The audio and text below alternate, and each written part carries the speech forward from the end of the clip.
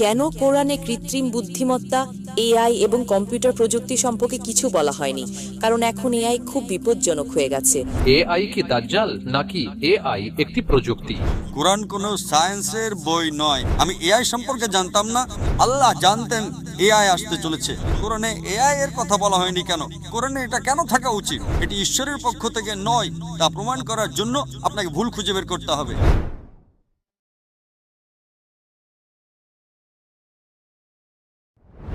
আমার নাম মিসা। আমি আরবি এবং কোরিয়ান ভাষার অনুবাদক। আমি ডক্টর জাকির নায়েককে একটি প্রশ্ন করতে চাই। আমার বস ধর্ম মানেন না, কিন্তু তিনি কিছু প্রশ্নগুলো আমাকে করেছেন। তিনি বলেছেন যদি এই প্রশ্নের উত্তর পান তবে হয়তো ইসলাম গ্রহণ করবেন।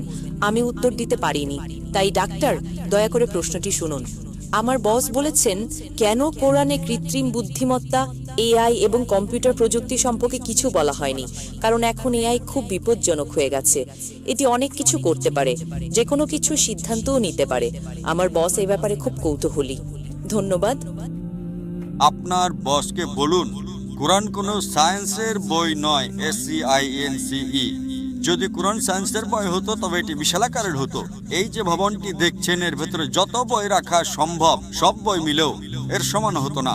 যদি কোরআন বিজ্ঞানের বই হতো আর এতে সব বৈজ্ঞানিক তথ্য উল্লেখ করা থাকতো, তাহলে কোরআন এতটা বিশাল হয়ে যেত যে আপনি কোনোদিনও তা পড়ে শেষ করতে পারতেন না। কোরআন কোনো সায়েন্সের বই নয়। সায়েন্স, আপনি যদি জিজ্ঞাসা করেন কোরআনে কি লেখা আছে 2 আর 2 মিলে 4 হয়, না, কোরআন কোনো সায়েন্সের বই নয়, এটি নিদর্শনের বই। SIGNS। তাই আমাদের দেখতে হবে কোরআনে যা কিছু বলা হয়েছে তা যেন ভুল না হয়। যদি আপনি মনে করেন যে কোরআনের সব কিছুই উল্লেখ থাকা উচিত, তাহলে ভাবুন তো বিজ্ঞানে কত হাজার হাজার PhD আছে, doctor, engineer, heart specialist, brain specialist.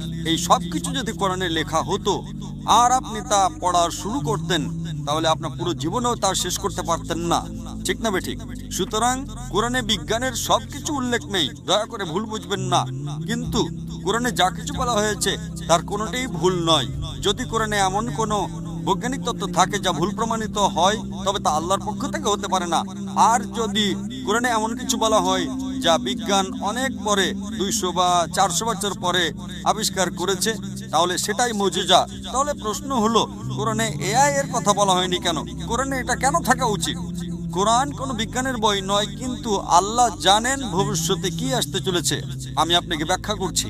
1 নম্বর, মানুষ আমাকে প্রায় জিজ্ঞাসা করত যে ইসলামী শরিয়া অনুযায়ী যদি আপনার কাছে ভিডিও রেকর্ডিং থাকে, যদি কোনো ভিডিও রেকর্ডিং থাকে যে কেউ চুরি করেছে, ইসলাম অনুযায়ী সেটা প্রমাণ নয়, এটাকে প্রাথমিক প্রমাণ হিসেবে ধরা হয় না, এটা দ্বিতীয় প্রমাণ। 10 বছর বা 20 বছর আগে যে কোনো সাধারণ আদালতে যদি আপনি সিসিটিভি ফুটেজ দেখাতেন আর তাতে চোর ধরা পড়তো যে কেউ চুরি করছে, সেটাই যথেষ্ট ছিল। কিন্তু ইসলামে তা নয়। ইসলামে চোখের সাক্ষী প্রয়োজন। তখন মানুষ অবাক হয়ে বলতো এটা কেমন ধর্ম? কোনটা বেশি নির্ভরযোগ্য, প্রত্যক্ষদর্শী নাকি ভিডিও রেকর্ডিং? কোনটা ভালো, ভিডিও রেকর্ডিং ঠিক না ভুল? আপনার বসকে জিজ্ঞাসা করুন। সুতরাং 20 বছর আগে যদি আপনার কাছে ভিডিও রেকর্ডিং থাকতো, তবে তা ইসলামের চেয়ে সুবিধাজনক না। প্রত্যক্ষদর্শী হলো প্রাথমিক প্রমাণ, ভিডিও রেকর্ডিং গ্রহণযোগ্য ছিল না। আজ যখন কৃত্রিম বুদ্ধিমত্তা এসেছে, আপনি সহজেই আপনার ডাকাতের একটা ভিডিও তৈরি করতে পারেন। সুতরাং এখন মানুষ জেগে উঠেছে। আজ এটি প্রাথমিক প্রমাণ নয়, তাই ইসলাম অনেক উন্নত। আল্লাহ জানতেন এআই আসতে চলেছে। আপনার বস জানতেন না, আপনি জানতেন না, আমিও জানতাম না, কিন্তু আমি বিশ্বাস করতাম। আমি বলেছিলাম না ইসলাম সঠিক, হয়তো আগামীকাল কিছু ঘটবে। আমি এআই সম্পর্কে জানতাম না, কিন্তু 15 বছর আগে আমার উত্তর ছিল শরিয়া সঠিক। আমরা জানি না আগামীকাল এমন কিছু ঘটবে যে ভিডিও রেকর্ডিং যথেষ্ট প্রমাণ হবে না। এটাই ছিল আমার উত্তর, এবং আজ আমার উত্তর সঠিক। আপনি কি বুঝতে পারছেন? সুতরাং আল্লাহ এআই সম্পর্কে জানেন, তাই ভিডিও রেকর্ডিং প্রাথমিক প্রমাণময়, কিন্তু প্রত্যক্ষদর্শী হলো প্রাথমিক প্রমাণ। সুতরাং আল্লাহ এআই সম্পর্কে জানেন। যদি তিনি সবকিছু লিখতে শুরু করেন, আপনি ছোট কোরআনই পড়েননি, আপনি চিকিৎসা, ভ্রূণতত্ত্বে সবকিছু সম্পর্কে কি পড়বেন? না, এটি টেলিগ্রাফিক মেসেজ। সুতরাং এটি ঈশ্বরের পক্ষ থেকে নয়, তা প্রমাণ করার জন্য আপনাকে ভুল খুঁজে বের করতে হবে। কিন্তু এটি ঈশ্বরের পক্ষ থেকে, তা প্রমাণ করার জন্য আপনাকে এমন জিনিসের কথা বলতে হবে যা মানুষ জানতো না। আপনি কি বুঝতে পারছেন? একেই বলে অলৌকিকতা। কিন্তু এখানে সবকিছু উল্লেখ করা হয়নি। আশা করি এটি উত্তরটি পেয়েছেন। আপনাকে অনেক ধন্যবাদ ডক্টর। এআই এর অসীম ক্ষমতা দেখে অনেকেই নিশ্চিত হয়ে যাচ্ছেন যে দাজ্জাল হয়তো কোনো মানুষ নয়, বরং এই প্রযুক্তি ব্যবস্থাই দাজ্জাল, অথবা দাজ্জাল এসে এই প্রযুক্তিগুলোকেই তার জাদুর লাঠি হিসেবে ব্যবহার করবে। কেউ কেউ বলছেন ক্লাউড সিলিং বা কৃত্রিম বৃষ্টি দাজ্জালের বৃষ্টি, আর সুপারসনিক বিমানই তার বাহন। কিন্তু এখানে আমাদের থামতে হবে, আমাদের খুব সতর্ক হতে হবে, কারণ আমরা যখনই হাদিসের ভবিষ্যৎবাণীকে নির্দিষ্ট কোনো প্রযুক্তির সাথে হুবহু মিলিয়ে ফেলি, তখন আমরা অজান্তেই একটি বড় ভুল করে ফেলি। মনে রাখতে হবে, হযরত মুহাম্মদ সাল্লাল্লাহু আলাইহি ওয়াসাল্লামের ভবিষ্যৎবাণী চিরন্তন। তিনি যা বলেছেন তা আল্লাহ তাআলার পক্ষ থেকে ওহী। তিনি দাজ্জালকে একজন ব্যক্তি হিসেবে পরিচয় দিয়েছেন, কোনো সিস্টেম বা মেশিন হিসেবে নয়। দাজ্জাল এআই বা প্রযুক্তির সাহায্য নেবে নাকি আল্লাহ তাআলা তাকে অলৌকিক কোনো ক্ষমতা দেবেন, তা নিয়ে আমাদের তর্কে জড়ানো অপ্রয়োজনীয়। আমাদের ঈমান হলো দাজ্জাল আসবে এবং সে অলৌকিক ক্ষমতার অধিকারী হবে। এখন সে মোবাইল ব্যবহার করবে, না সুপার কম্পিউটার ব্যবহার করবে, নাকি তার নিজের আঙ্গুলের ইশারায় সব হবে, সেটা জানা আমাদের নাজাতের জন্য জরুরি নয়।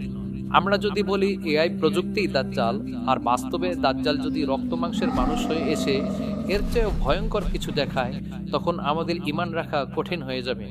আবার প্রযুক্তির সাহায্য ছাড়াই আল্লাহ তাআলা তাকে পরীক্ষা হিসেবে ক্ষমতা দিতে পারেন।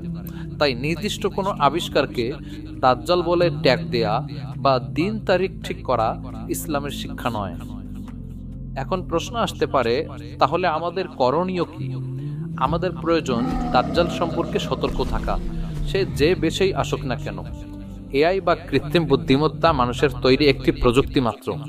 এর ভালো দিকও আছে, খারাপ দিকও আছে। আমাদের দায়িত্ব হলো প্রযুক্তির দাসে পরিণত না হওয়া। এআই এর নেতিবাচক ব্যবহার, ডিপ ফেক ভিডিও দিয়ে মানুষকে প্রতারিত করা বা স্ক্রিনের রঙিন দুনিয়ায় আসক্ত হয়ে আখেরাতে ভুলে যাওয়া, এগুলো থেকেই আমাদের বাঁচতে হবে। নবীজি সাল্লাল্লাহু আলাইহি ওয়াসাল্লাম আমাদের শিখিয়ে গিয়েছেন দাজ্জালের ফিতনা থেকে বাঁচার উপায়। তিনি বলেছেন, যারা সূরা কাহাফের প্রথম 10টি আয়াত মুখস্থ করবে এবং আমল করবে, তারা দাজ্জালের ফিতনা থেকে নিরাপদ থাকবে।